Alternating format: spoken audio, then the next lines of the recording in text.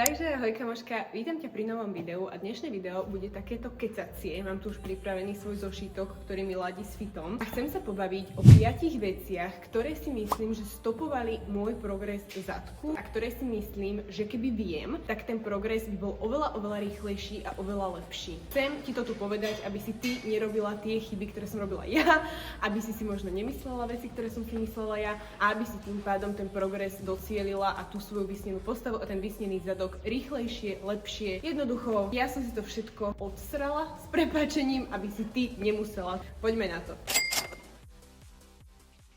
Začnem veľmi kontroverznou vecou, ale ja si za ňou stojím, takže ju tu poviem. A to je tá, zadok doma nevybuduješ. Idem to rozviesť. Za mňa cvičenie doma, hej, takéto typické cvičenie doma, nemá úplne perspektívu a nie je úplne hodné, ak je tvojim cieľom budovať si zadok. A tu zastavím, že samozrejme sú výnimky. Ak si napríklad mamička na materskej, úplne že začiatočník, alebo ak si len človek, ktorý z času na čas sa chce hýbať a nemá možnosť chodiť do fitka, tak go for it. Cvičenie doma je super pre takýto typ ľudí a ak je naozaj tvojim cieľom len trošičku sa pospevňovať, trošičku sa pohýbať, tak je to super. Ja akože som fanúšik v tomto slova zmysle cvičenia doma, ale netreba si to zamieňať s tým, že keď budete cvičiť doma, nemôžete vy čakať výsledky, aké budete mať, keď budete cvičiť v posilke. Pretože je taká doba, a ja s tým strašne nesúhlasím, že baby a fitnessky,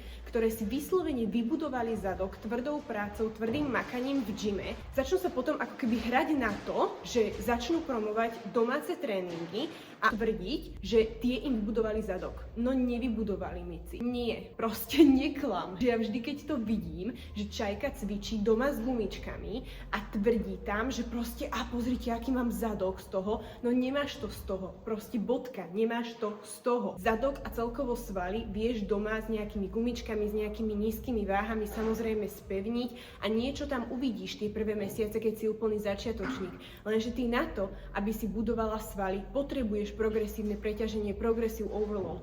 A to dokážeš len tým, že budeš zvyšovať váhu, zvyšovať tú intenzitu, zvyšovať ten stimul na tie dané svaly, ktorým sa chceš venovať. A ty doma, keď máš 1 dvojkilovú činku a 2 gumičky, tak ako budeš, prosím ťa, progresívne preťažovať ten sval? Chápeš, že proste to logika ťa nepustí v tomto a jednoducho cvičenie doma rovná sa vybudovaný zadok je najväčší scam proste tejto doby. I said it, je to tam. Znova ale opakujem, ja teraz nedehonestujem cvičenie doma ako také. Ako som povedala, pre určité skupiny ľudí je to za mňa super vec, alebo aj ľudia, ktorí napríklad sú pozranení a chcú sa len trošku začať hýbať, že absolútne týmto ľuďom ja to neberiem a som za, ale hovorím, že naozaj ak chcete vybudovaný veľký zadok, napríklad niečo vo forme ako som ja, tak to jednoducho doma, sorry, nespravíš. Dobre, naozaj tam potrebuješ tie váhy, potrebuješ tam stimulovať ten sval, potrebuješ napríklad aj obmieniať variácie cvikov a ja sama som cvičila doma, čiže ja viem, o čom to je a to ešte u mňa doma sme mali že relatívne veľa tých činiek, pretože môj otec je taký fitness fanatik, čiže my sme tam mali aj jednoručky, mali sme tam aj činky, mali sme aj väžu napríklad, ale už po nejakom pol roku som zistila, že ja už neviem napredovať doma, pretože dám ti to na jednoduchom príklade. Robila som výpady napríklad voľné. Ako robíš doma výpady voľné, keď nemáš stojan na tyč? No tak, že musíš si tú činku vyhodiť nad hlavu a dať si ju na trapézy, hej? A potom začať robiť výpady voľné.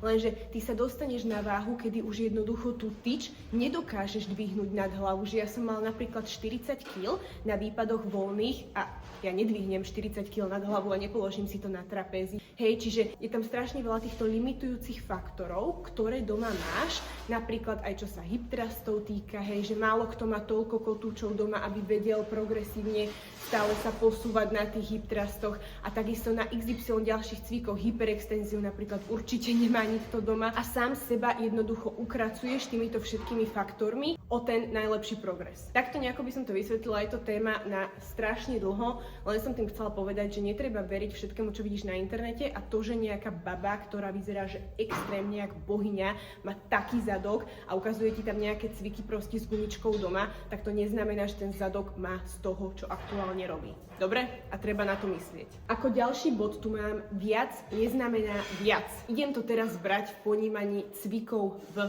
tréningu alebo celkovo tréningových dní. Pretože ja som mala obdobie, kedy som cvičila strašne veľa cvikov v tréningu zadku, že ja som reálne išla asi 8 cvikov, hej, v jednom tréningu, ešte niektoré v supersetoch a čudovala som sa, že ty kokos, prečo nevidím taký dobrý progres, však ja proste strašne veľa makám. No a to je tá chyba. Naozaj v cvičení viac neznamená viac.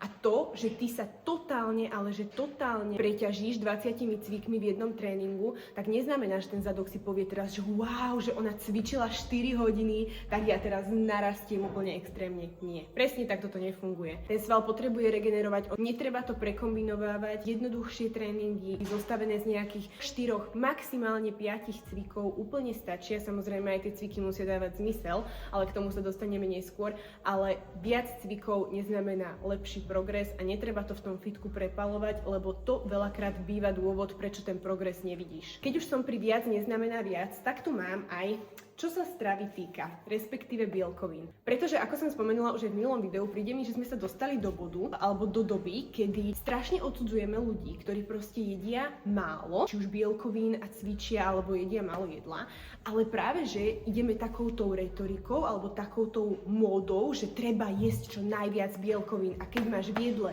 len 40 gramov bielkovín, tak to je dokonca málo, lebo v jednom jedle by si mal mať 70 gramov bielkovín a denne by si mala prijať 200 až 250 gramov bielkovín. Nie. Nie a môj profil vždy bude založený na tom, že nie, pretože ja been there, done that a není to cesta. Není to cesta pre mňa, ak pre nejakú z vás to cesta je OK, ale ja si dovolím tvrdiť, že naozaj pre väčšinu žien papať 200 a viac gramov bielkovín jednoducho nie je udržateľné a spraví to viac zla ako dobra. Napríklad ja naozaj, keď som hrotila to jedlo, hrotila som bielkoviny, ako som už hovorila v tom minulom videu, že som jedla 150 až 200 gramov bielkovín denne, ja som bola permanentne nafúknutá, permanentne mi bolo zle, permanentne som bola najedená, že ja už som ani nebola, že hladná cez deň, ja som proste furt bola lenže najedená, ale aj tak som sa nutila jesť a hlavne to vyvolalo naozaj nezdravý vzťah s jedlom, pretože ja som prišla domov, chýbalo mi 30 gramov bielkovín a ja som si len tak otvorila šunku, alebo len tak som si zobrala mozzarellu, alebo len tak som zjedla konzervovaného tuniaka celého samého, lebo som si myslela, že ako náhle to nezjem, tak to cvičenie v ten deň bolo úplne zbytočné a nenarastie mi ten zadok. A to je hlúposť a tam nechcem, aby si sa dostala, pretože toto prejedanie je tak isto zlé, ako keď nepapáš. Netreba si klamať, že však to nič není, cvičím, tak musím jesť teraz tak veľa. Nemusíš. Dá sa to aj udržateľne, dá sa to normálne a dá sa to tak, aby si netrpela, aby tvoje trávenie netrpelo popri tom, ako ty to robíš a hlavne na to, aby si dosiahla super výsledky v tom cvičení a na to, aby si vybudovala ten zadok, ty nemusíš hrotiť tie bielkoviny do takej miery, ako 130-kilový chlap, ktorý sa pripravuje na Olympiu.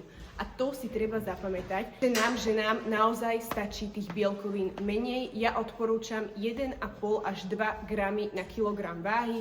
Čiže napríklad ja, keď mám cca 60 kg, tak okolo 100 až 120 gramov bielkovín, ale tých 120 gramov bielkovín je pre mňa úplne že strop, že tam sa veľakrát ani nedostanem, lebo proste je mi to veľa. Že vždycky sa snažím hlavne počúvať svoje telo, ako sa cítim, či mi to už nie je príliš, či už proste sa znova necítim príliš proste najedená, nafúknutá, ako náhle, hej.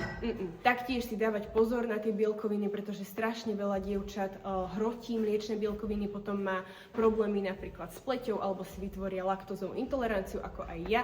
Čiže ak sa už zameriavaš vo zvýšenej miere na tie bielkoviny, tak za mňa ideál proste z každého rožka troška a nehrotiť to tak, že prijímam len mliečne bielkoviny alebo prijímam len bielkoviny z mesa, ale ideál proste zo všetkého. Hej, nech si nepreťažíš to trávenie, či už napríklad mesom alebo práve tou laktózou. A keď už tú laktózu, tak za mňa bezlaktózové mliečne produkty sú topka, lebo vás tak nezaťažia a není vám z nich tak zle. Ako štvrtý bod tu mám, rozcvička a regenerácia sú must.